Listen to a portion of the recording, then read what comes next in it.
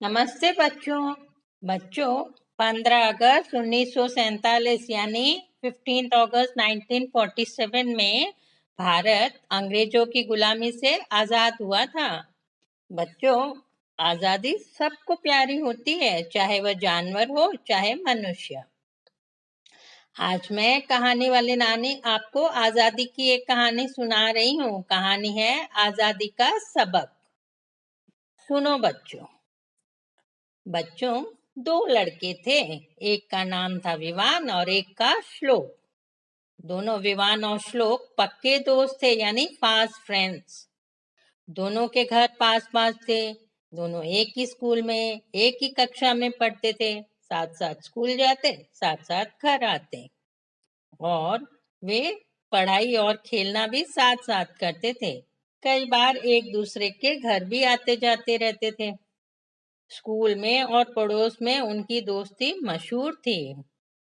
दोनों विवान और श्लोक पढ़ाई में अच्छे थे, खेल कूद में आगे, और हाँ, बड़ों का भी ऐसे मान खूब रखते थे, बट थोड़े जिद्दी थे। किसी को उनसे कोई शिकायत न थी, पर उनके मम्मी पापा उनकी एक आदत से परेशान थे। कौन सी आदत?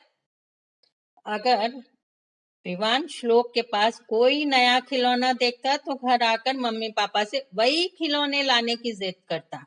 कितना भी उसे मना कर देते, पर वह खिलौना जब तक नहीं मिलता तब तक उसकी रट लगाए रहता। और इसी तरह विवान कोई नई चीज लेता, चाहे पेंसिल बॉक्स हो या कोई गेम हो या बैग, तब श्लोक के मम्मी पापा को वैसी ही चीज लाकर देनी पड़ती। दोनों के मम्मी पापा उन्हें बहुत समझाते, पर उन पर कोई असर नहीं होता था। एक दिन की बात है। श्लोक अधीरता से पापा के घर आने की राह देख रहा था। बार बार घड़ी देखता, दरवाजे पर जाता और मम्मी से पूछता, मम्मी पापा कब आएंगे, कितनी देर हो गई है। फिर मम्मी ने कहा, अरे रोज तो पापा इसी समय आते हैं, अभी आधा घंटा लेट आएंगे, कोई खास बात है क्या? श्लोक चुप रहा। थोड़ी देर में बेल बजी। श्लोक के पापा आ गए। अभी वे जूते खोल कर सोफे पर बैठे ही थे कि श्लोक कहने लगा, पापा आज विवान के पापा उसके लिए एक तोता लेकर आए हैं, हरे रंग का, लाल चोंच वाला। और पापा वह बोलता भी है।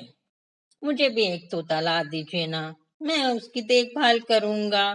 प्लीज उसे अच्छी अच्छी बातें सिखाऊंगा। प्लीज पापा ला दीजिए ना। श्लोक के पापा ने कहा, नहीं बेटा, तुम्हें कितनी बार समझाया कि देखा देखी मत किया करो। और तोता यानी पक्षी तो मैं हरगिज नहीं लाऊंगा। बेटा, अपनी खुशी के लिए किसी को भी कैद करना बुरी बात है। सोचो, अगर तुम्हें कोई अपने मनोरंजन के लिए पिंजरे में बंद कर दे तो कैसे लगेगा? वह श्लोक वह तो जिद पर अड़ा रहा। रोज रोज पापा से तोता लाने की जिद करने लगा। जब समझाने पे नहीं माना तो एक दिन श्लोक की मम्मी ने कहा, सुनिए, श्लोक ऐसे नहीं मानने वाला है, न ही वह आपकी बात समझेगा। ऐसा करो, एक तोता ला ही दीजिए उसे। एक दिन जब खुद उसे समझ आएगी, आपकी बात समझ में आएगी, तब वह खुद उसे आजाद कर देगा। और एक रविवार के दिन श्लोक के पापा उसके लिए एक तोता ले आए। श्लोक तोते को देखकर खुशी के मारे उछल पड़ा और पापा को कहने लगा, थैंक यू पापा, थैंक यू वेरी मच। तभी उसके पापा ने कहा, ठीक है श्लोक, अब तो खुश हो ना? हाँ, एक बात का ध्यान रखना, तोते का अच्छी तरह से ध्यान रखना, खाने पीना समय पर देना, साफ सफाई का भी ध्यान रखना। हाँ, इसे तंग मत करना। एक बात और, इसकी वजह से तुम्हारी पढ़ाई में कोई भी कमी नहीं आनी चाहिए। श्लोक चहक कर बोला, हाँ पापा, हाँ, मैं इसका पूरा ध्यान रखूंगा और पढ़ाई भी बराबर करूंगा। और श्लोक भागा भागा विवान के यहाँ गया और कहा, अरे विवान, देखो मेरे पापा एक तोता ले आए मेरे लिए, चलो जल्दी चलो। सच? विवान ने कहा और श्लोक के घर आ गया। तोता देखकर कहने लगा, वाह, बहुत ही क्यूट है, मैंने मेरे तोते का नाम रियो रखा है, तुम क्या रखोगे? श्लोक सोचने लगा और फिर कहा, मैं तो इसे रैंचो बुलाऊंगा। क्यों, अच्छा है ना नाम? और रियो और रेंचो, जैसे श्लोक और विवान। अब श्लोक बहुत खुश था। पूरे वह स्कूल जाता तो रेंचो को बाय करके, और स्कूल से आते ही रेंचो के पास जाता, उसे खाना पीना बराबर देता रहता। और हाँ, उसे सबसे पहले श्लोक कहना सिखाया, और फिर नमस्ते, कैसे हो, ऐसी बातें सिखाई। कभी कभी श्लोक रेंचो को रियो के पास ले जाता, और कभी विवान रियो को रेंचो के पास ले आता। श्लोक ने कहा, वाह, दोनों दिखते भी समान है, सिर्फ रियो थोड़ा मोटा है। वैसे नाम भी मैचिंग है, रियो और रेंचो, है ना? हाँ श्लोक, एकदम ठीक कहा। हम भी फ्रेंड्स और रियो रेंचो भी फ्रेंड, है ना? अब दिसंबर का महीना आया, क्रिसमस की छुट्टियां चल रही थी। विवान श्लोक के घर आया खेलने के लिए। थोड़ी देर तो रेंचो के साथ खेला, फिर कहा, श्लोक, आज हवा अच्छी है, चलो छत पर पतंग उड़ाते हैं। दोनों को पतंग उड़ाने का बहुत शौक था, और दोनों छत पे आ गए।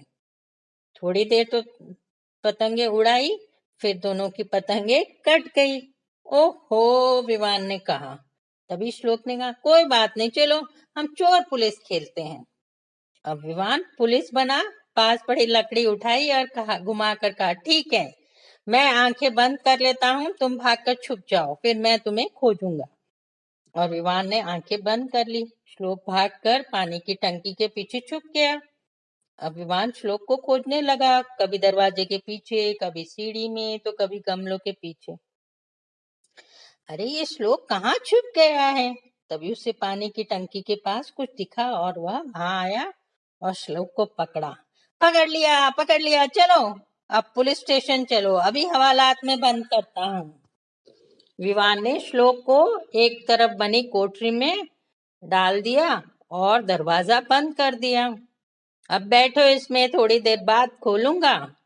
विवान लकड़ी घुमाते हुए पास की एक कुर्सी पर बैठ गया।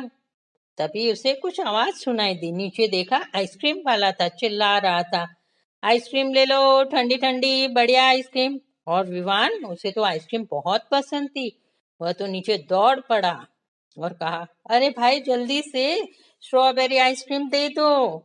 और वह आइसक्रीम खाने लगा।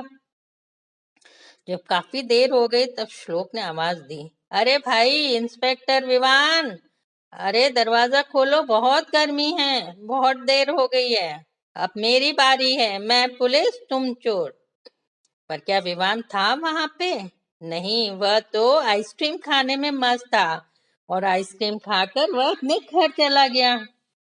जब कोई आवाज नहीं आई, तब श्लोक दरवाजा पीटने लगा, जोर जोर से चिल्लाने लगा, अरे विवान, दरवाजा खोलो, जल्दी खोलो, विवान कहाँ हो, सुन रहे हो? श्लोक बेचैन हो गया, और वह जोर जोर से दरवाजा पीटने लगा, मम्मी पापा, खोलो, दरवाजा खोलो। जब किसी ने दरवाजा नहीं खोला, तब श्लोक डर के मारे रोने लगा। तभी श्लोक की मम्मी, श्लोक श्लोक कहाँ हो, श्लोक, आवाज देने लगी। श्लोक के रूम में गई, पूरे घर में खोजा, छत पर भी देखा, पर श्लोक नहीं मिला। श्लोक तो कोठरी के अंदर जो था।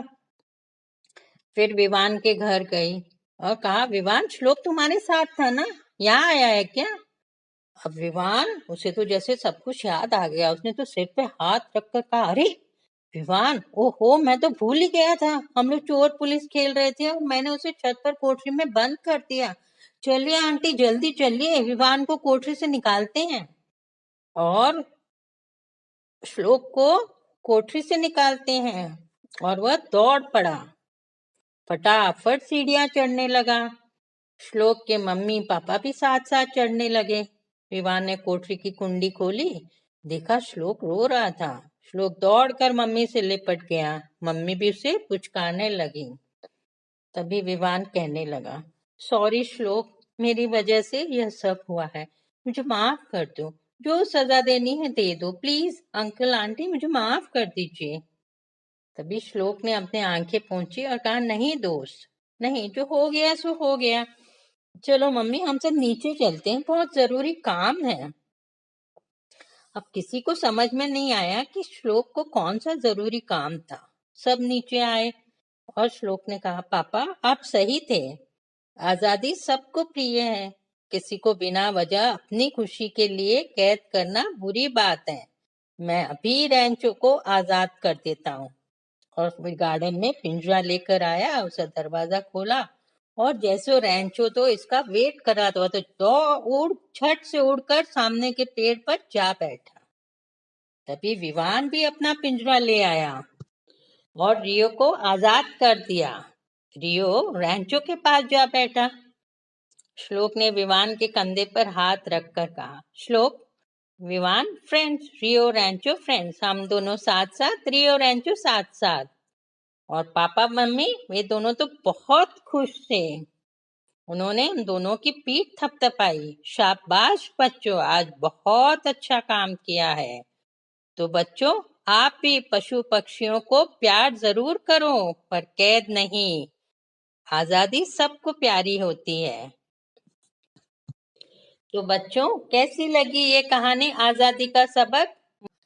हाँ, ऐसी और कई मजेदार कहानियां सुनने के लिए मेरे YouTube चैनल को सब्सक्राइब करना और बेल बटन जरूर दबाना, ताकि आप मेरी कोई भी कहानी मिस ना करो। कहानी अच्छी लगे तो लाइक बटन दबाना और कमेंट्स भी भेज सकते हो। और वह कहानी आप अपने दोस्तों के साथ शेयर भी कर सकते हो, शेयर बटन पर क्लिक करके।